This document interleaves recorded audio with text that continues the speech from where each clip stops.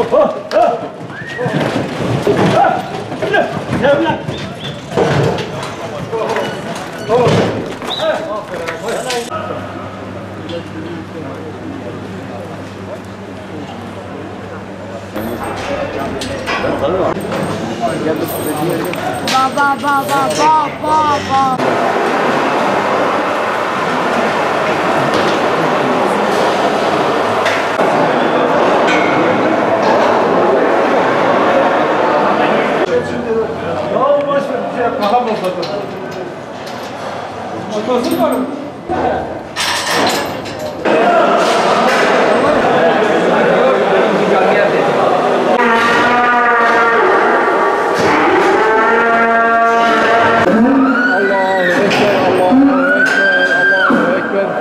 La ilahe illallah, Allahu Ekber, Allahu Ekber ve lillahil hamd.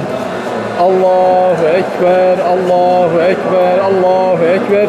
La ilahe illallah, Allahu Ekber, Allahu Ekber ve lillahil hamd.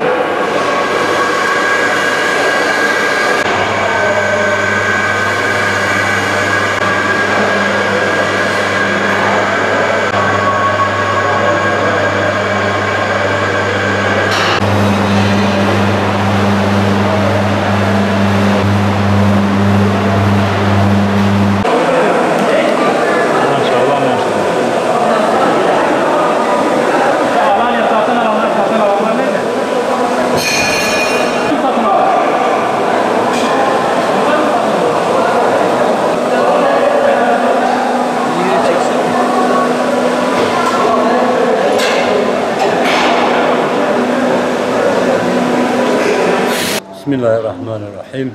Biz Bingöl Umut Kervanı olarak bu yıl kurban çalışmamızı yaptık. Hamdolsun kurbanlarımızı topladık. Hayırseverlerden aldığımız kurbanları kesim için şu an mezbaneye getirdik. Allah nasip ederse kurbanlarımızı kesip yarın da bizlere müracaat etmiş olan yüzlerce aileye yettiği kadar, yani bize müracaat eden aile sayısı fazla, hepsine yetişmeye, hepsine yardım etmeye çalışacağız. İnşallah Rabbim nasip ederse yarından itibaren bu kurbanları muhtaç ailelere verme gayreti içinde olacağız ki bizim zaten en çok önem verdiğimiz çalışmalarımızdan bir tanesidir kurban kesmek.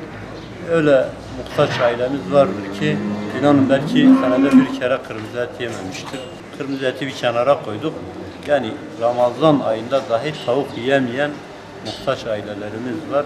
İnşallah bu kurban etini biz onlara ulaştırdığımızda hem bize yardım eden hayırseverler hem de bu çalışma içerisinde bulunan bizler inşallah Rabbimizin katında makbul bir iş yaptığımıza inanıyoruz.